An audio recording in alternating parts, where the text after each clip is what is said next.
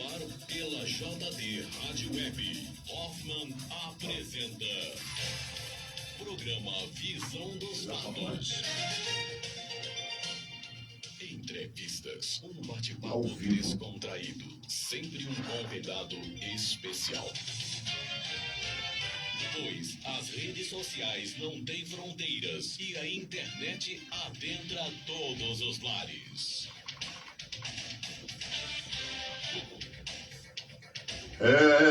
Bom dia, né? Mais um programa Visão dos Fatos pelas ondas sonoras do nosso canal JHJ Comunicação Social Rede Brasil e pela JD Rádio Web, transmitido de segunda a sextas-feiras às 8 horas da manhã. E falamos aí para um público seleto aí dos nossos seguidores, dos nossos ouvintes, sempre aí nas manhãs, né? Nas manhãs aí, trazendo aí as informações necessárias.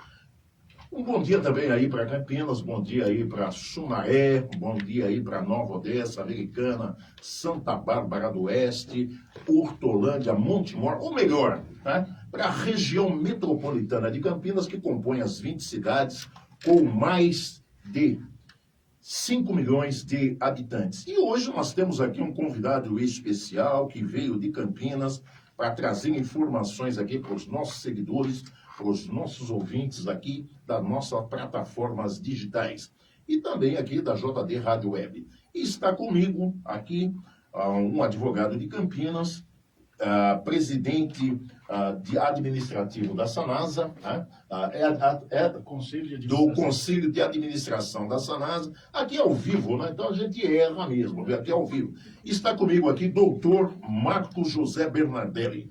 Bom dia, doutor, tudo bem com o senhor? Bom dia, Hoffman, uma satisfação estar aqui hoje na rádio JD, na Visão dos Fatos. Visão dos Fatos aqui. Uma satisfação ser aqui recebido de forma tão calorosa como foi recebido por você, pelos seus colaboradores. Sim. E vamos fazer aqui um bate-papo. Um bate-papo gostoso, né? Junto aos seus seguidores de toda a região metropolitana. Região metropolitana, pega lá também, ali em Vargem Grande do Sul, né? São João da Boa Vista, lá para Aguaí, Mogi Mirim, Mogi Guaçu, né? Casa Branca, sul de Minas, chega lá. Falando em sul de Minas, lá tem o Rubão da Mata, o Rubão da Mata que morava aqui em Nova Odessa, né? Agora, né, aposentou, comprou lá uma propriedade, lá não quer saber de nada, diz que quer criar abelha. Tá na Serra Mantiqueira. Tem que vir, tá vindo com umas ferroadas lá, viu, doutor? Tá vindo com umas ferroadas lá de abelha, viu? Apicultor. É um espaço, eu acho, territorial aí, sei. de divisa do estado de São Paulo e Minas, que a serra começa lá na divisa com o Rio de Janeiro e ela tem o seu término aqui no sul de Minas, fazendo chegar até São José do Rio Pardo, ali, sim. Mococa, passa por toda essa região nossa. Doutor Marcos José Bernardelli. Vamos esquecer o doutor? Então vamos tirar o doutor então, mas é o Marcos Bernardelli. Me fala um pouco quem é Marcos Bernardelli. Eu sou um jovem... Opa, gostei do jovem. Italiano, descendente de italiano, que nasceu em Vargem Grande do Sul. Sim. Eu, aos 10 anos, eu fui trabalhar no cartório já o dia todo, estudar no período noturno, ginasial na época, né? Ginasial. Depois o colegial também. No período matutino, eu trabalhava no cartório já com os 10 anos. Sim. Eu digo que eu entrei no cartório para fazer duas atividades muito, assim, iniciais de uma carreira de um office boy, lavar a privada e passar a vassoura no cartório. E com 17 anos, já auxiliar de cartório, veio para Campinas para fazer a faculdade de Direito e com um emprego já garantido também, eu vim trabalhar no quarto cartório de notas aqui com a doutora Lia Xavier, na época, 1978. E naquele mesmo ano, meados, ou no segundo semestre, bem dizer, depois de setembro, eu sou habilitado escrevente. Habilitado escrevente. Isso é uma palavra, né? Habilitado escrevente. E como eu era um razoável, bom datilógrafo, Ah, é? Eu fui ser escrevente de sala. Escrevente de sala é aquele funcionário que fica ao lado do juiz, o juiz vai ditando ou o advogado ditando e você vai anotando. Naquela época era máquina de escrever e Ah, é? fiquei 5 anos nessa atividade até me formar e fui advogado. Olha, Minha vida começou dessa maneira, não tinha outra profissão, né? Com 10 anos já em cartório. 10 anos em de cartório. idade, com 10 anos. Que Estou isso? tratando minha aposentadoria agora, Rafael. E em 1992 ou 93 eu fiz uma justificação judicial para contar aquele período Sei. que eu trabalhei com a gente. Então eu fui nos anais lá, livros de carga, você fazia a carga de uma carta que postava-se como destinatário do Tribunal de Justiça, você era obrigado a fazer um protocolo, ir no correio, fazer o serventuário do correio, assinar a carta que a carta foi postada. Ah, sim. Então estava a letrinha do jovem estafeta ali. Marcos José Bernardelli. Estava lá escrito. Estava lá escrito. Serviu de comprovação do período que eu trabalhei. Com 10 anos de idade? 10 anos. 10 anos de idade? Documentado. Documentada. A coisa é... E falando nisso daí, você tem amigos aqui em Sumaré também, né? Pelo que eu vi aqui, acho que o Dalton é teu amigo, o José Carlos Martins é teu amigo também? Esse relacionamento com essas figuras, queridas inclusive, ele se dá em virtude depois de um determinado momento já no exercício da advocacia, quando eu vou militar na política de classe. Sim. O Dalton foi um companheiro, o Zé Carlos também, e nós fincamos aí uma amizade de muitos anos. Sim. Esse relacionamento, ele permanece até hoje, mas em virtude até mesmo dessa situação que estamos passando no momento, a presença dos amigos ela se tornou impossível, mas de vez em quando a gente fala por telefone ainda. Porque agora com a tal da pandemia você não pode nem se relacionar, né? Não pode dar um abraço no amigo, não pode apertar a mão. E aí tem que usar aí o álcool gel e tem que estar de máscara. E eu estou vendo que os nossos amigos aí estão de máscara aí, estão com medo de nós aqui. Não? Nós que estamos vacinados, né? Eles estão aí tudo, né? Eu já estou vacinado, já fui contaminado. Eu falo, a gente tem que manter as orientações sanitárias. Então nós estamos vendo aí, né, Matheus aí, tá aí com máscara, o Carlinhos também com máscara, né? Tá certo eles, né? Tem que... Mas me fala um pouco, você fez a faculdade de Direito, formou-se advogado em 1983, advogando até... Está atuando ainda como advogado? Não? Sim, eu sou advogado, tenho um escritório no mesmo local físico. E quando eu saí do fórum, em 84, eu instalei meu escritório na antiga Ultralar, lembra? Campos Salles. Ultralar, lembro. Nós estamos meio antigos já. Eu que não falo a idade, né? Eu já expus a minha idade aqui, né? 67. Um orgulho, viu? Por chegar com 67, eu não esperava, né? Chegava... Mas vou chegar a 120, pode ter certeza. Deus que te ouça. Verdadeiro, eu falei pro cara assim, vamos uma coisa, olha, daqui 120 anos, né? Você vai no meu enterro, né? Você vai levar o meu cara. Você acredita que o cara ficou bravo, rapaz? Pô, mas você tá me desejando a morte? Eu falei, pô, mas eu tô falando que você vai no meu enterro daqui a 120 anos. Você vai estar vivo. Você vai estar vivo. Eu interpretou errado. Brincando. Mas então, eu instalei ali, no primeiro escritório foi em cima do Ultralar, na Glicério com a General. Sim. E depois fui para a Glicério propriamente dita, na antiga educadora, tinha o prédio ali. Da educadora de Campinas. Estou lá no mesmo local há 36 anos. 36 anos na mesma sala? Ali criei minha família, esposa advogada, os 4 filhos advogados, irmã advogada, cunhadas advogadas. Ou seja, se depender da família Bernadette, só vai ter advogado no mundo.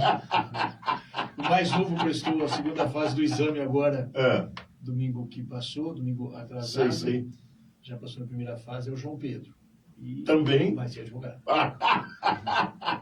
Então, por isso que você foi presidente, né, da Federação, da Associação dos Advogados do Estado de São Paulo e também presidente da OAB Campinas. De Campinas.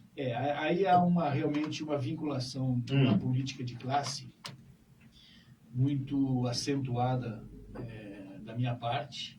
Eu me elejo secretário da OAB Campinas em Sim. 93, 94, 95 eu sou eleito presidente, com apenas 34 anos de idade. Fui o presidente mais novo a ser eleito na OAB Campinas. E permaneço até 97.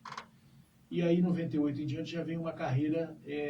não é que eu abandono a política de classe. Eu me filiei ao PDT. Sim. Recebi um convite na época do ex-prefeito de Campinas, o doutor Hélio. Fui para o PDT. Doutor Hélio. Hélio de Oliveira Santos. Fiz ali um bom trabalho com ele, acompanhei todo o trabalho até 2002, depois eu fui para uma outra vertente do PDT, de 2000 em diante, fico até 2010, 2011 eu me desfilio do PDT, mas nesse período do PDT eu fui 4 vezes candidato a deputado estadual. Sim. Sempre uma campanha solo, mas defendendo aí algumas vertentes relacionadas à segurança pública, ao próprio judiciário em si, as questões da própria assistência judiciária no país, porque naquela época a gente não tinha defensoria pública no estado de São Paulo. E por coincidência, em 2003, eu me elejo conselheiro da OAB, vou ser presidente da Comissão de Assistência Judiciária no estado todo, e num trabalho assim, muito bem feito com as lideranças do governo de então e a diretoria da OAB, conclui-se com a elaboração de um projeto de lei e cria-se no estado de São Paulo, que só faltava o estado de São Paulo e o Espírito Santo, a Defensoria Pública. Então houve um coroamento desse trabalho e foi muito legal, porque na classe tinha-se a noção de que o advogado que assistia ao carente, ao pobre, era um advogado de segunda categoria. Uma coisa totalmente nojenta, mas ao visitar essas subseções, eram 227 à época, eu fazia ver a esses colegas advogados que a importância dele era tal qual os demais que advogavam para grandes empresas. Sim. E que aquele cliente que estava ali, aquele ser humano, não teve opção nem de escolha de advogado. Foi escolhido por ele, você é advogado e presta um serviço bem feito, ele vai ser um propagandista do seu serviço bem feito. Sim. Isso foi muito, mas muito bonito nessa trajetória. O presidente da OAB era o Durso, Luiz Flávio Borges Durso, e o diretor tesoureiro era o Marcos Acosta, que depois ficou os dois, afora esse presidente, os 2 últimos anos, 2 últimos anos. Então foi assim uma passagem muito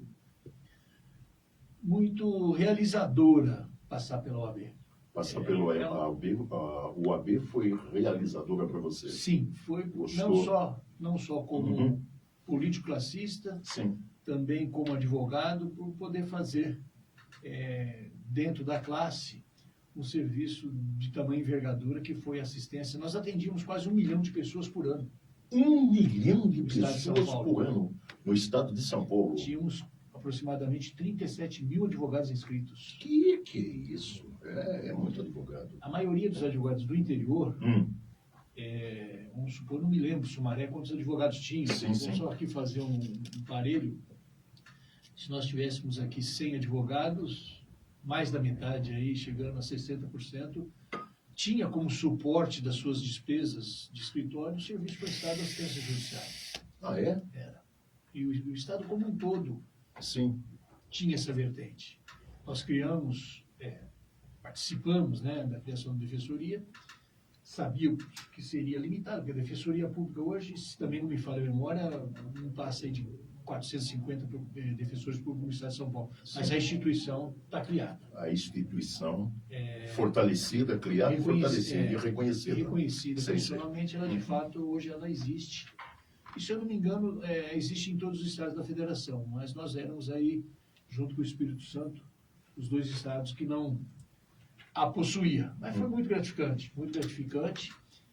E eu me sinto assim, realizado. Hoje, a moçada que me acompanha aqui sabe que eu sou um defensor intransigente dos nossos direitos e prerrogativas da OAB, porque foram esses direitos e prerrogativas conquistados às duras penas, é reconhecido por lei, aqui não é nenhum favor que ninguém fez, e o advogado tem que se postar dessa maneira, firme, ereto, não se curvar a autoridades deformadas ou mal formadas. Sim, sim. E conversar, porque nós somos o tripé desse poder, que é o poder judiciário. Sem advogado não se faz justiça. Pode ter certeza. É Mandando um abraço para antigo. você, o presidente da OAB também lá de Nova Odessa, doutor Alessandro Pimentel, doutor Osmar também, tá? De Carvalho, que é o vice-presidente também da OAB de Nova Odessa, o meu amigo palmeirense, o grande industrial do ramo têxtil, né, de tinturaria, Fabrício Hamburgo, dizendo aqui, bom dia, amigos, hoje o dia amanheceu verde. Fabrício, né? Palmeirense. Palmeirense, roxo, né? Tem uma indústria aí enorme, né, do ramo têxtil. É um rapaz que fornece aí uniforme, né? A fábrica dele oferece uniforme para a Marinha, para o Exército, tá? Para a Polícia Militar e também aquele pano que faz o colete, tá? Blindado, né, da Polícia Militar. É da fábrica dele também. Giancarlo também, mandando um abraço também para você, tá? Dizendo um bom dia. Tá? E aí tem um monte de seguidores aqui que está mandando um abraço para você. Está mandando um abraço também Luiz Simões, lá de Salvador, na Bahia. Tá? Luiz Simões é daqui de Nova Odessa, tá? Mas papai e mamãe foi para lá montar uma padaria, agora voltaram para cá, ficaram acho que mais de 20 anos lá, e o Luiz não quer voltar, é da minha faixa de idade também, um pouquinho mais velho que eu, não quer voltar. Ele falou, conheci o que a baiana tem. Casou com uma baiana lá e ficou por lá. Falou, não volto, só volto para passear aqui. Bernardelli, outra coisa também, né? Me fala um pouco, né, da presidência da Sanasa como conselho administrativo que você atua até hoje lá. Eu a partir desse período... Depois vou voltando aqui, estou fazendo um jogo... da política classista e ter sido candidato até 2010 a deputado, eu cheguei à conclusão que sozinho e sem um apadrinhamento, sem um grupo, eu jamais chegaria. Nessa última eleição, nós estamos aqui rememorando, o San Martín foi candidato comigo. Grande Manuel San Martín. Nós fomos candidatos em 98, juntos pelo PDT a deputado. E depois os nossos caminhos acabaram se distanciando, mas eu sempre acompanhava e acompanhei a vida política dele como prefeito, eleito, reeleito, depois eleito e reeleito novamente. 4 vezes prefeito e uma de vice-prefeito da cidade de Nova Odessa. Se fosse um grande industrial lá também. Certa vez nós íamos ganhar a eleição lá no PDT por uso capião, você está acreditando? Olha aí, Manuel. Manuel está nos assistindo aí, Está nos assistindo aí. O Ivan também mandou um abraço. O Ivan está mandando? Vê quem está mandando um abraço aí o Marcos Bernardelli. Omar Najib, prefeito de Santa Rosa de Viterbo. Quem mais? O Fernando Mesquita mandou aqui. Fernando Mesquita, Santa Rosa do Viterbo, hein? O Gilson Caverna, vereador, que estará no café. Gilson Caverna. Silvio Coutro, que falou que é amigo dele. Silvinho Coutro, rapaz, quase não assume aí a cadeira de vereança, viu? Pegou a Covid, ficou 42 dias já internado lá no Samaritano. E, graças a Deus, já está conosco aí, né? Vai estar lá no café com a gente também. E já tinha um cara querendo sentar na cadeira, tirar e ter foto da cadeira. Solange mandou um abraço. Solange Pelicer. Doutor Henrique Lerena. Lerena também mandando um abraço. Quem mais aí, o Matheus? Cleiton Peniche. Cleiton Peniche. Doutor Gilberto Bufará. Doutor Gilberto Bufará. Leandro Franceschini Filho. Meu Deus do céu, tá... O Leandro, pelo amor de Deus, rapaz. O Leandro, eu vou falar, viu? Ele é sobrinho do seu João. João Ismânio. Não, primo do João. Desculpa, primo Primo do João Francisquini. Foi 2 vezes prefeito aqui da cidade de Sumaré. Prefeito enérgico. Era enérgico. Eu me tornei amigo dele, mas em virtude dessas visitas da época sim. Conheci o seu João, frequentei lá a rádio Nova Sumaré. Sumaré. Hoje Rádio Vulpe, que está com os netos dele, né? Está com a filha e com os netos do João Francisquini. Mas a esse respeito das questões da Sanasa, sim, eu tive essa vontade de ser deputado para discutir as coisas relacionadas à própria profissão. Aí eu sou convidado a ir para o PSDB em 2011. Sim. Saí candidato a vereador em Campinas e eu confessava, fui ali convidado pelo próprio Carlos Sampaio, pela Célia Leão, pelo Arthur Hort, o Arthur, que na época que eu fui presidente da OAB Campinas, eu tive uma parceria muito legal. Eu ressalto isso em todas as oportunidades com o Edivaldo Hort, que era o pai do Arthur. Sim. Um excelente ser humano. Só que não tinha o que discutir, porque eu não discutia município. Eu discutia Estado. Sim. Aí falou, você vem para cá para ser um dos representantes da advocacia. Eu falei, então, vamos numa primeira eleição. Acabamos vitoriosos na coligação do PSB, o Jonas prefeito e o Magalhães Teixeira, o Henrique vice. Fomos para a reeleição. Também saímos vitoriosos da reeleição, repetida essa chapa e essa coligação PSB-PSDB. E na última eleição, não é que eu contrariei, eu respeitei a decisão do partido, do PSDB, Sim. Mas eu entendia que aquele compromisso realizado com a cidade deveria ser mantido e eu acabei ficando no grupo isento nas questões de decisões do PSDB. Eu não acompanhei as decisões. Porque no governo existia uma sequência a ser dada das atividades feitas e foi a opção de cada um. Mas eu fiquei solo, acabei liberando o pessoal que me acompanhava, eles ficaram e apoiaram o Dário prefeito e o Vandão, o secretário de Relações Institucionais, de vice. E como nós fomos assim, eu posso dizer com muita tranquilidade, derrotados na eleição para vereador, e nós fizemos um trabalho assim meio pesado, firme, pesado que eu falo assim, de tomada de decisões. Lógico, tem hora que o Tribunal de Contas exigia da Câmara. Então você acaba administrando alguns remédios amargos. Isso acaba influenciando até depois de uma futura eleição, aquelas coisas que são normais. Quem conhece, compreende. Sim. E depois, logo na sequência, eu estive conversando tanto com o Jonas, com o próprio prefeito eleito, e eles me convidaram para que estivesse no governo. Eu falei, olha, eu quero estar assim, não vou recusar o convite, mas vamos ver a melhor hora para chegar. E houve uma modificação dentro da empresa municipal Sanasa, e eles me convidaram para ser conselheiro e assumir a presidência do conselho. Sim. Eu não tive, assim, nenhuma preocupação, a não ser uma resposta, porque, particularmente, e isso está acontecendo hoje, principalmente as notícias que eu li ontem na França e na Espanha, que eles acabaram privatizando o serviço de água, e estão tendo que voltar a reestatizar, mas são esses países. E eu disse para o prefeito que eu, particularmente, penso que a empresa não pode sofrer um processo de privatização. Sim. E é bom a gente conversar já para não ter um sabor lá na frente. Lá na frente, mesmo. E ele falou, não, jamais nós vamos privatizar. Essa é a ideia e também, se possível, ainda no meu governo, ele disse, nós vamos tentar fazer dessa empresa um modelo seguido da Sabesp, criando as subsidiárias na região metropolitana. Sim. E chegando lá, nós já aprovamos essas modificações estatutárias, regimentais, está sendo objeto agora das devidas anotações nos órgãos competentes.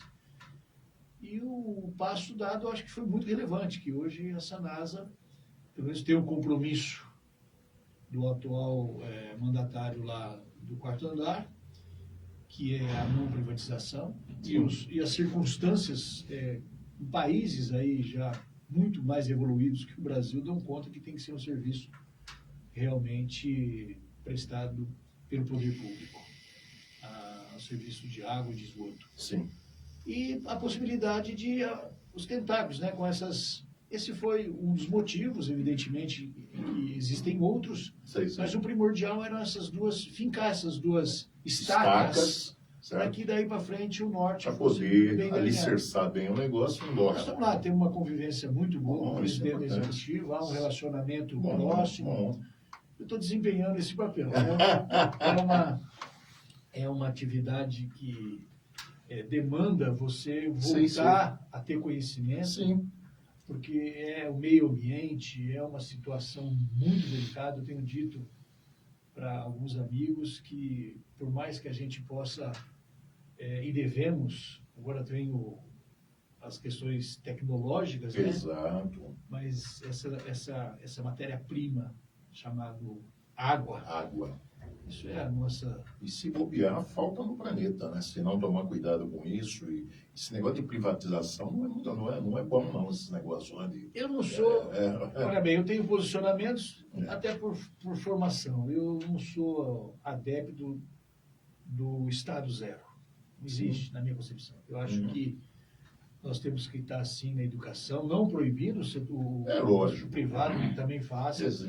Eu acho que a segurança pública tem que ser poder público, o judiciário tem que ser poder público. Sim. Ou seja, saúde, educação, Sim. em determinados momentos, a tomada de conta do transporte coletivo tem que ter Penso assim também. essa vertente. Penso assim também. Então, outras situações também, não é que eu seja já o Estado tem que estar em todos os locais. Não, acho que não. Mas nós temos que tomar cuidado, né, com determinadas áreas, determinadas empresas públicas, né, nós temos que tomar cuidado com isso. Hoje você tem uma mentalidade, entenda bem. A China vai mandar em tudo, aqui ela compra tudo. Mas aí você tem uma mentalidade porque você é liberal, e o liberal mantém o Estado zero. Não é isso. Você pode ser social-democrata, bom. concordar com essas situações. Sim. Olha, mas esses aqui não tem discussão. Exato. Os demais tem discussão, tem parceria, tem concessão. Pensa como eu. É isso daí que eu penso também, o Bernadette. Você tem uma ideia? Eu penso assim também. Lá no escritório, isso é muito importante. Lá no escritório, de 9 anos para cá, abrange uma parte considerável da região metropolitana de Campinas. Aqui em Sumaré é uma quantidade bem razoável. Existia no estado de São Paulo, na capital e nas regiões metropolitanas da capital, o serviço do ligado. O que é o serviço do ligado? Transporte porta a porta às crianças com necessidades especiais. Sim. E eu sou eleito vereador e vou fazer uma visita na Secretaria da Educação lá em São Paulo para saber como é que funcionava. Aí prestaram os esclarecimentos. Falei assim, mas e Campinas? Não, as regiões metropolitanas do interior serão conhecidas logo na sequência. E realmente foram. E eu tenho um vínculo com algumas instituições sociais em Campinas, principalmente a Casa da Criança Paralítica, que eu fui diretor. Sim, eu ia falar disso também. Em virtude de estar vereador à época, eu tive que me tornar voluntário por incompatibilidade entre o cargo exercido e a diretoria lá, o Conselho Fiscal que a gente... E nós começamos a idealizar ações judiciais, porque o Estado, se ele dá a possibilidade dessa criança com necessidades especiais ter a educação que ela merece, porque ela merece, não como o ministro da Educação falou esse dia que as crianças com necessidades especiais atrapalham o ensino dos normais. Isso foi um absurdo anteontem. Também não. Uma coisa absurda, louca. Também não. Acho que ele deve sofrer das faculdades mentais. Pode ter certeza disso. Falar uma coisa dessa. Pode falar um negócio desse. Então nós começamos a idealizar uma medida que serviria de modelo para as demais, que se o Estado dá àquela criança a possibilidade de estudar numa instituição social de forma graciosa, porque tem um convênio, ele é obrigado também a dar o transporte. Sim. Não foi tão fácil. Hoje nós temos... Tenho amizade com o pessoal do ligado aí. Nós temos hoje aproximadamente, vai colocar 800 ações judiciais, individuais, coletivas, todas mantidas. Nós fizemos através da Vara da Infância e Juventude de Campinas. Uhum. Já tivemos recursos das partes passivas do processo até o Superior Tribunal de Justiça e nenhuma até hoje foi reformada quando o destinatário do serviço são essas. Então, isso aí é serviço do Estado. Bernardelli, estou gostando de você, viu? Você entra em umas questões que é Eu já sou importantíssimas. casado, tem Estou gostando. Umas questões que eu brigo por causa disso daí também. Antes disso, Eu brigo por causa disso. crônicos Está renais. falando minha língua. Crônicos renais. Nós temos uma associação. Antes dessa situação do ligado, uns 8 anos antes, eu era amigo do presidente dessa associação dos crônicos renais. E naquela época, Sim. nós estamos falando de coisa de 20 anos atrás, que foi sancionada uma lei para doação de órgãos. Sim, porque lembro disso. existia tráfico de órgãos. Lembro disso. Lembro. Nós tínhamos que fazer o transplante do não parente Sim. através de uma medida judicial, em virtude desse tráfico que existia. Sim. E ali eu comecei a conseguir as liminares também para esse pessoal dos não parentes. Ou seja, quando dava compatibilidade, só que nós não conseguimos fazer em Campinas. Tinha que ir para São Paulo, na USP, no hospital, para fazer tal. Nós ficamos trabalhando uns 6, 7 anos. O Toninho já faleceu. Ele tinha lá um parente próximo, que se formou em Direito, e quando pegou a carteira, falou assim, olha, a minha parte eu fiz até aqui, agora daqui para frente é você que continua aqui. Sim. Você tomou outro fardo para frente. Sim. É muita coisa. Uhum. Mas nós temos esse Pô, espaço no escritório que quem hoje está à frente, e com uma leoa e não abre mão, é a minha filha Mariana, Bernadelli, que assimilou, eu faço o atendimento, algumas vezes quando está superlotado lá o ambiente, e ela dá a sequência junto com o estagiário lá, o Guilherme Busato, e eles fazem um trabalho extraordinário junto. Mas eu só puxei para isso para dizer, por que não existe uma política de governo no Estado de São Paulo a esse respeito? Precisa de um deputado lá para fazer esse tipo de trabalho, né? Você estava engajado aí na Presidente estadual. Eu acho que precisa de um governador que trate disso como uma política. Fala em governador, que daí eu vou entrar em outro campo aí, eu não quero. Mas é uma vertente do escritório. É uma vertente? É. A Bernardelli está mandando um abraço para você, André Luiz Rodrigues, dizendo aqui, grande abraço ao colega, doutor Bernardelli, que é um grande nome da advocacia campineira. Tá falando aqui, ó, tá? Não é eu que estou falando, não. José Roberto Hans também está assistindo, Larissa Ambordo está assistindo, Silvio Couto, bom dia, Hoffman, e o sempre vereador Marcos Bernardelli está aqui, ó. Não é eu que estou falando, não. A coisa tá... E aqui a coisa tá bombando. Se eu for falar... Tem mais gente aí, Matheus? Henrique Lerena mandou um abraço aqui. Né? Tem mais gente aí, Cadê? Tem mais gente aí? Então vai falando aí os nomes aí que tá prestigiando aí. O Marcos Bernardelli, lá de Campinas. Ouvia falar muito de você lá, que você era bravo, lutador, cheio de guerra lá, né? De trabalho. Bom, agora eu tô vendo que é dos meus, hein? Faz a fama de você só deitado, né? Não, mas tem que brigar mesmo. Eu acho que o homem público, certo? É para isso que está aí. Mas eu quero voltar. Concordar e discordar de determinadas coisas. Eu dizia, só vou voltar ao estilo de postura do representante de classe. Eu dizia para todo mundo, para ser o presidente da... Porque tinha essa, ainda mais Campinas, tinha essa imagem que para ser o presidente da subseção tinha que ser o melhor advogado da cidade. Não.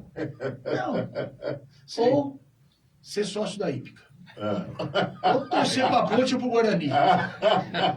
Ser filho da PUC. É isso. Ser filho da PUC. Ou ter um outro parente, né, no mundo jurídico. Que isso? E eu não tinha nada dessas coisas. Eu vim de Vargem Grande para estudar. Sim. Mas eu dizia, não, isso é tudo brincadeira, que a gente colocava essa máxima, mas no fundo, aquele que para lá chegasse, ou tinha pretensão, ele tinha que ser tal qual o melhor classista que passou na instituição. Ele não precisa ser o melhor advogado, ele tem que ter conhecimento dos direitos e obrigações. Sim. Ele tem que ser classista. Sim. Ele não vai estar lá para ficar aparecendo na IPTV, na CBN, ou seja lá, a não ser para dizer as coisas da classe.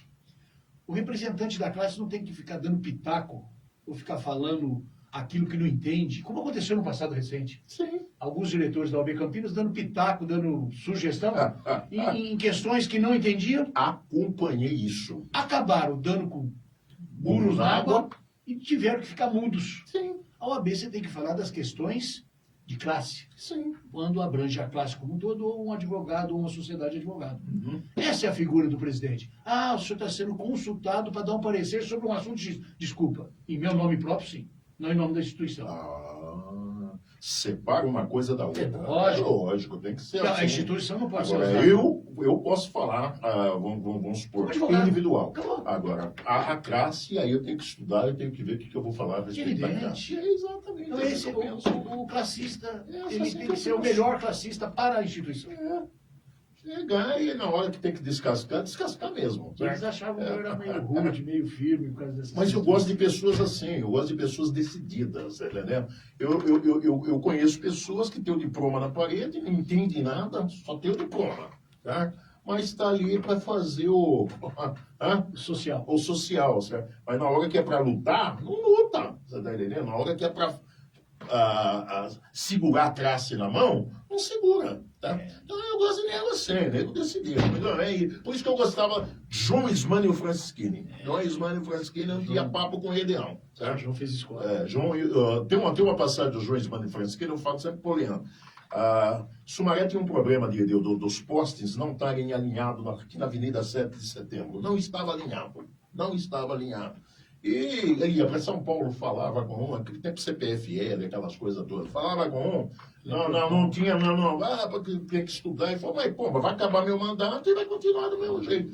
O dia que chegou pro encarregado dele, Júlio Barijan, grande Júlio Barijan, desce tudo, arranca tudo, joga no chão.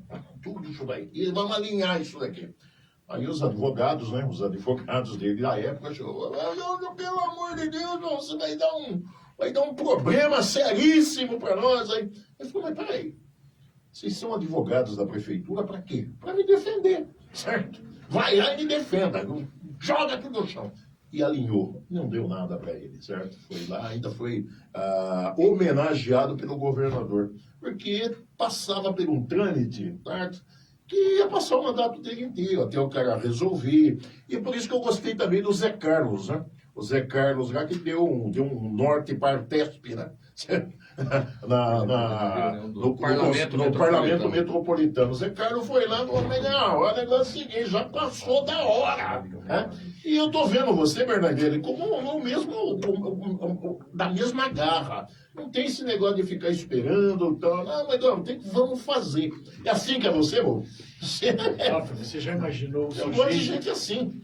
Só para a gente encerrar essa questão do OAB e tudo, mas naquelas campanhas para deputado estadual, eu, por viver a advocacia Sim. e as coisas do judiciário, por ter nascido dentro de um cartório, e eu falava isso, que eu tenho grandes amigos magistrados, não tenho conhecido, não tenho amigos. Sim, sim. E isso me dá o conforto. Eu dizia para eles, olha, e dizia naquelas campanhas, o judiciário, por mais que você o respeite, e nós respeitamos, Lógico. que é o poder, realmente, estão discutindo hoje que é poder moderador. Se tem um poder moderador no país hoje, que tacitamente nós otorgamos poderes na Constituição, é o poder judiciário para decidir as coisas, tanto do executivo como do legislativo. Sim. Mas não quero entrar nessa. Eu dizia o seguinte, que o poder judiciário era um poder sem projeto, não tem projeto. É um poder que era administrado por amadores, porque juiz de direito, diretor de fórum, ele prestou concurso para judicar, para decidir. Sim. A maioria, e eu falava isso não era de forma pejorativa, a maioria não tinha tempo, de tanto serviço que tinha, de administrar o próprio lar, que eu conhecia, a esposa que administrava. A esposa administrava, de tanto serviço que os caras tinham. E tinham. Eu fui escrevendo ensaio, eu sei, Sim, sabia o que eu falava. Venha lá de baixo, 10 anos. A carga de serviço. Uhum. Então, era um poder sem projeto e administrado por amadores, porque o magistrado, muitas vezes, ele não tinha formação de administração alguma. Sim. E caía sobre ele uma responsabilidade que era o gestor. Você pega hoje em Campinas um diretor do fórum. Imagina a gama de funcionários, se não me engano, passa de 1.000 funcionários, se não me falha a memória. Sim. Mas já imaginou ter 1.000 funcionários para você ficar ali? Você tem um departamento pessoal. Tudo. E isso, mais que os nossos representantes maiores no Tribunal de Justiça, eles se envolviam para resolver, sempre tinha as questões que ficavam pelo meio do caminho. A informatização deu uma acelerada nas questões de judicar, de tramitar processos, Sim. mas não de administração de pessoal no seu todo. Que nós temos pessoas muito competentes como funcionários do judiciário, mas muito competentes, que poderiam estar alocadas em outro espaço para fazer até essa máquina ela se desenvolver em um andamento melhor. Mas uma coisa tem que ser dita. Na informatização, muito já se melhorou o acesso virtual às coisas. Agora, neste um ano e meio, o que essas situações modificaram? Hoje você advoga do escritório, você faz audiência do escritório. No fim da pandemia, nós vamos ter que ter, aí sim, esse projeto para o judiciário, adequando tudo que foi feito até hoje, as questões de informática, com o que foi feito em 10 meses, em virtude da pandemia. Ou seja, não foi o homem, foi uma exigência de uma moléstia que fez com que muitas coisas do judiciário se modificassem. Pode ter certeza. Pode ter certeza. É verdade. Não, porque o judiciário é um poder conservador. E nós temos que respeitar, porque ninguém vai mudar do dia para a noite as situações. Sim. Mas em 8 meses, 10 meses, nós somos aqui 3 advogados, nós sabemos dos nossos escritórios a modificação. E isso não vai ter o retorno para aquela situação anterior. Dificilmente você vai voltar aí num balcão de cartório, muito, assim, provavelmente uma vez por mês. Não vai precisar mais de 1.000 lugares para estacionamento de veículos de advogado, lá um batendo no carro com o outro para poder espaço dentro das coisas. Pode ter certeza disso aí. Quando eu falo administração, também abrange toda essa situação. E nós vamos ter que estudar como é que nós vamos tratar a partir do ano que vem. Porque agora é tudo digital, né? Agora é tudo digital, os processos são todos lá. As audiências são virtuais. São virtuais, tudo. E a coisa. Só que ainda, é que eu digo a você. Agora tem que administrar isso. Você tem que adequar agora, porque para se tornar definitivo. Sim. Nós vamos chegar lá. Eu lembro de uma coisa, Bernardo. Eu tinha um amigo meu lá em Campinas, acho que você deve conhecer, doutor Agnello Rotary. Doutor Agnello, ele tinha que sair de Campinas para ir ver um processo, tá? Para ele poder trabalhar em cima desse processo. Está em São João da Boa Vista. Daqui a pouco tinha que sair, tinha que ir para São Paulo ver. Hoje você vê tudo virtual, né? Hoje você já puxa o processo, já vem na fala, já aparece na tela, você já. Tá? Então Mas eu queria falar mais uma coisa de você, aqui que nós não vai dar. Você foi vereador por 2 mandatos. Isso. 2 mandatos, foi presidente da Câmara também, né? De 2019 a 2020. Outra coisa também, você instalou também o Fórum Regional da Vila Mimosa de Campinas, a Justiça Estadual. Me fala nisso daí. Isso foi época de administração da OAB. Ou seja, existia um trabalho assim, quase diuturno, de todas as subseções. As subseções é como se fossem prefeituras no estado, e tem o governo do estado federal, que era seccional São Paulo. Então você tem... E as demandas, elas chegavam na seccional, olha, tal região precisa de um foro na cidade tal, porque já chegou um número de habitantes. Sim. E você tinha um juiz, um promotor e um cartório. Então você tinha ali esse juiz com 15, 12 mil processos, que era totalmente desumano. E nós começamos um trabalho da criação do Foro Regional da Vila Mimosa, lá em Campinas. Acaba-se votando na Assembleia Legislativa a criação, que era de propósito, se não me engano, a proposta por exigência legal foi no próprio Tribunal de Justiça, só que não tinha um movimento político para a instalação. Sim. Então, como presidente, eu fiz um pacto. Na época, o prefeito, se não me falha a memória, era o Edivaldo Orsi. O presidente da Câmara, se também não me falha a memória, era o Romeu Santini. Romeu Santini, como eu gostava do Romeu. Romeu não barato, Romeu. De uma estirpe Tinha associação. Radialista, hein? Sim. Radialista. E advogado. E advogado. Tínhamos associação dos advogados trabalhistas, associação de advogados civilistas, associação de advogados criminais, ou seja, nós fizemos um pool e chegamos para o Romeu na época. Romeu, nós precisamos que a Câmara autorize a Prefeitura a fazer um convênio para alocar um imóvel, porque o Jacob Bittar era o prefeito. Sim. O Jacob se comprometeu a ajudar também. Jacob Bittar. E lá fomos, um trabalho de, no mínimo, para conseguir a aprovação de 6 meses. Aprovou e nós fomos à caça de um imóvel ali na Vila Mimosa. Sim. Você na Santos Dumont entrando, você lá direito, não é onde é localizado hoje o definitivo, tinha um prédio com 3 andares, por coincidência um advogado de Uberlândia. O contato não foi feito pela OAB Campinas, se não me engano, foi feito pela OAB São Paulo, e ele ainda reduziu o valor do aluguel, fizemos um convênio e ali instalamos o Foro Regional da Vila Mimosa. Se não me engano, tinha 3 varas cíveis cumulativas, até um valor X na época, que eu não me lembro agora. Mas tem um fato inusitado nessa inauguração. Essa inauguração eu estava viajando para a campanha da OAB estadual. E eu cheguei logo, horas antes, e para lá chegando, me deparei com o cerimonial. E eu tinha um relacionamento muito bom com o Dr. Dionísio Barbosa, que era o diretor do fórum. Sei. Estava combinado o seguinte: todo mundo vai falar, das autoridades últimas, falar a OAB, o Dr. Dionísio Barbosa, que era o diretor do fórum, o representante do Ministério Público Estadual, que era o Marrei, Doutor Marrei. E o doutor Youssef era o presidente do Tribunal de Justiça, e o doutor Dirceu de Mello aqui. Bom, lotado, tinha até a banda da polícia, tinha umas coisas. Que é isso? Coisa não. Coisa não. E quem fez tudo? Associação dos Advogados, a OAB, nós conseguimos colocar mezaninos, mesas, essas coisas todas. E na hora do cerimonial, falou o Joaquim, e nós íamos falar antes do doutor Dionísio. Anunciou lá, quem vai falar agora é o diretor do fórum, doutor Dionísio. Depois era o representante do Ministério Público, o representante do Judiciário Maior. Eu acho que esqueceram da OAB que fez tudo isso aqui. Foi no pátio. Sim.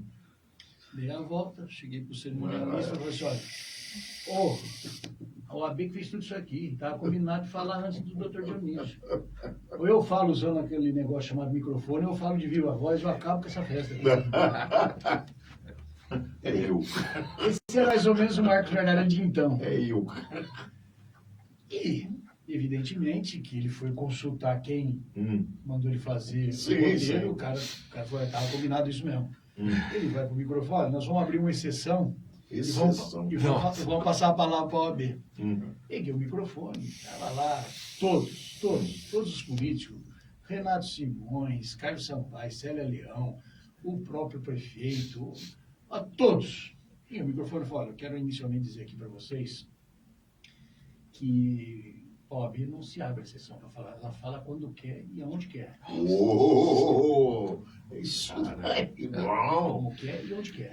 Aliás, isso só está acontecendo que houve aqui uma somatória de esforços, principalmente da Câmara Municipal, da Prefeitura e dos órgãos de representação da classe, OAB, associação tal, e evidentemente o Tribunal de Justiça, que concordou que esse prédio fosse utilizado para tudo. Mas para mostrar o meu inconformismo quanto a essa indelicadeza que aconteceu até agora, eu peço que os advogados aqui permaneçam, mas eu estou me retirando dessa solenidade. E fui embora. O grande feito da Vila Mimosa. É isso daí. Quem fez? Tem que ser assim. Quem fez quem teve a postura? Eu falo para você lá. Quem teve a postura de querer cortar a OAB não é o Marco Bernardo, era a OAB. E a OAB tinha... Mas saiu correndo atrás de mim. Desculpa, não é a hora da gente se falar. Silvio Couto falou: pô, o Marcos, eu conheço o Marcos, né? Eu queria ter o prazer de abraçá-lo, né? Marco, o Silvio Couto, né? que vai estar com a gente tomando café. E me falou que você é incisivo na coisa, mas não é de posição. É que toma posição. Foi combinado. É combinado, é carro. Não, posição. O diretor do fórum falou, Não, você pode falar? eu fiz antes de eu falar? tudo. Posso, o doutor Leonidas é de São João do Boa Vista. E nesse período que eu trabalhava lá como estafeta dos 10 anos, ele era advogado do DR. A desapropriação, ele que fazia, eu que fazia da desapropriação em Vargem Grande. Sim. Você acha que eu conhecia o velho ou não? E combinei com ele aí O que? Delicadeza. o ajudante de ordem dele lá quis cortar o Que é isso? cometeu um erro. Bernardino, me fala também que você, no ano de 1997, você recebeu o título de cidadão campineiro pelos os valorosos serviços prestados a toda a comunidade, né, campineira. Me fala disso aí. É importante, né? Uma pessoa que vem lá de fora receber um título desses aí, principalmente numa cidade de 1.215.000 mil habitantes. Não é brincadeira, não. E isso tudo, aí que eu falo pra você. Sou apaixonado por Campinas. A minha vertente classista ela é muito acentuada. E tudo isso que eu te falei, certa vez o Carlos Sampaio me faz uma visita e falou assim, olha, cara, você evolucionou aqui as questões da OAB, principalmente porque aquilo tudo que eu fiz no Estado, na assistência judiciária, eu tinha feito na sucessão. Só que aqui era um número menor de advogados, um atendimento menor, mas eu valorizei o advogado da assistência judiciária. Bacana isso. E isso foi uma das razões. Ele fez lá o arrazoado dele para justificar a outorga, mas eu devo esse agradecimento da propositura ao hoje, ele era vereador, ao hoje deputado federal Carlos Sampaio. Carlos Sampaio. Gosto muito do Carlão, eu gosto muito do Carlão. Chamo de Carlão. Não, Carlão. Nós tivemos essa divergência no PSDB que fez com que eu saísse do PSDB. Não, mas é política. É política. Amigos.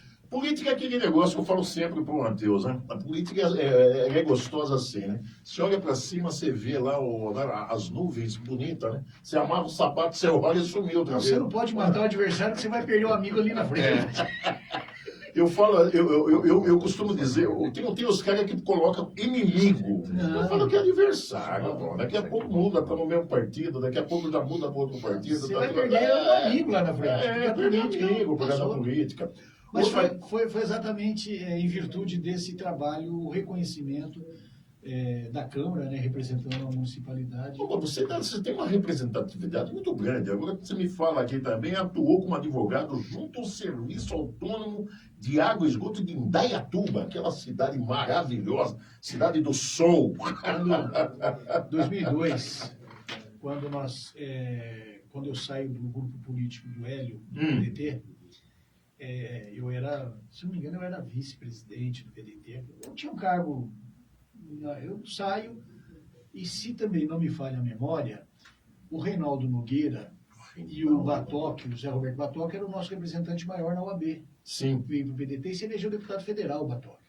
Ele assume a presidência do partido e o Reinaldo me convida para, dentro do SAI de Indaiatuba, que tinha um advogado que fazia o contencioso administrativo, sim, mas precisava de alguém que tocasse lá as execuções fiscais. Aquela inadimplência o não pagamento, né, das contas mensais e tal. Serviço difícil você fazer, porque eu nem para deixar de pagar água e pagar energia, porque está numa necessidade extrema. Mas eu acabei ficando 2 anos e meio lá inclusive o atual prefeito era diretor. O Gaspar era diretor, era um dos diretores do DAI lá. Fiz um relacionamento muito bom em Indaiatuba. Fiquei fazendo esse serviço quase que específico de fazer essa cobrança, fazer essas execuções andarem, porque no judiciário, se você for hoje aqui no judiciário de Sumaré, eu acho que não é diferente do judiciário em Campinas. Você tem a vara das execuções da Fazenda Pública, em específico o espaço para execuções fiscais do município, seja qual for lá a certidão ativa, de dívida ativa, é humanamente impossível, não tem recurso humano. Não tem recurso humano, de tanto serviço que tem. Acaba ajuizando para não prescrever. E como é que você vai cortar a casa de um... Candiano, um homem especialista no negócio lá. Estamos com 10 anos dentro de cartório. Né? 10 anos de idade dentro de cartório. Conhece tudo, Dodô. E o cara ainda foi querer cortar o AB da sua... Fala da OAB. Conhece tudo. Família inteira integrada, certo? Dentro da área de advocacia, certo? Mulher, filho. Aí a prole toda, né? Tá dentro da Eu advocacia. tenho hoje um filho, o mais velho, tá todo na advocacia. Tá todo... E ele fala com uma empolgação, né? Gostosa, né? Ele fala na boca cheia. Conhece o legado aqui, né? Quando eu resolvi entrar para a política partidária, eu já estava isso? habitando a minha sala. É. Eu dizia para minha esposa, 34 anos no escritório só. eu não quero que... 36. Que lá embaixo, na Glicério, na Galeria Rio Branco, você conhece onde fica ali? Antiga... Sim, conheço. Eu não quero que ninguém vá lá embaixo a ponto de terceiro andar e falar assim, ó, aqui tem um advogado sem vergonha e um político safado. A premissa era essa. Não precisa. Não precisa. Mas eu fiquei encantado de ver o conhecimento que você tem dentro da área jurídica. Só podia ser mesmo presidente da OAB, só podia ter todos esses títulos aqui. E falando em título também, eu gostaria que você me falasse também um pouco aqui. Foi presidente do Conselho Deliberativo do Clube Campineiro de Regatas e Natação, como conselheiro, né, consultivo, e também do Círculo Militar. Eu trabalhei numa revista chamada GTEX lá em Campinas. Eu fazia Círculo Militar, eu fazia tênis, eu fazia tudo lá. Eu fui que era ali no Cambuí. Eu fui levado, é engraçado, eu sou sócio desses dois clubes há mais de 25 anos, 26 anos. Eu fui levado ao Regatas... por um senhor na época, mas um amigo, dentre outros, que era o Pardini, que era o escrevente lá do primeiro cartório do Campanha. Pardini. Luiz Pardini. E ali nós fomos fazendo amizade, chegou um determinado momento que tinha uma outra diretoria, isso depois de Vitor, e disse, olha, você vem para cá para ser o presidente do conselho? Aí eu fui uma vez, fui duas vezes, agora chega, né? Então, ao mesmo tempo eu tinha amigos da advocacia, sócios do Círculo Militar, entendeu? E a narrativa é a mesma. O caminho perseguido foi o mesmo e eu acabei sendo conselheiro lá no Círculo Militar. E sou sócio até hoje. São dois clubes que eu respeito as diferenças entre eles. Você entra como sócio do Círculo Militar e você pode ter a certeza absoluta que você jamais vai ser presidente do clube ou presidente do conselho. Círculo Militar. Círculo Militar.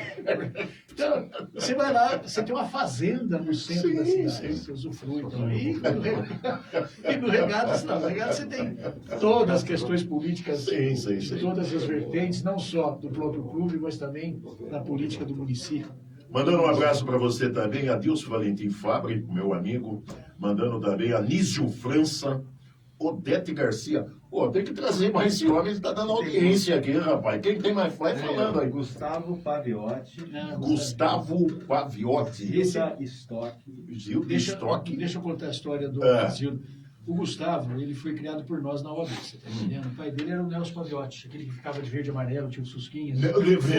Polêmico, eu gostava dele lá, gostava dele. Eu fui visitar, meu filho é testemunha, a esposa é testemunha. Advogado. Ficou acamado lá no Hospital de Valinhos, no então, eu vi o Nelson, assim, não sei se foi os últimos dias, mas eu fiz uma visita para ele, porque eu acho que ele via em virtude da amizade e sinceridade dele. Sim. Mas lá atrás, quando eu ganho, é outra notícia boa que eu não coloquei, mas tem que ficar para a história. Eu sou presidente, me elejo, eu já era secretário, eu era diretor de comissão, então eu já vim assim com um espaço encorpado dentro da instituição. E um mês depois, ou dias depois da posse, chega não vou falar nem que é advogado e nem que é advogado, seja um profissional do direito inscrito na OAB, bateu a porta da presidência, entrou e falou assim, Bernardo, posso conversar com você? Eu falei, pode. Quando é que você vai caçar a OAB do Nelson Paviotti? Eu vou caçar a OAB. Eu falei, o Joaquim não. Para caçar a OAB de alguém, tem que ter um procedimento disciplinar aqui. Eu já fui da comissão de ética, tudo eu nunca vi. Eu passei pela outra comissão, eu fui secretário, eu nunca vi. Não, pela vestimenta. Eu lembro. Eu, muito sincero, mas assim, firme, eu disse para ela, olha, antes de me preocupar com o Nelson,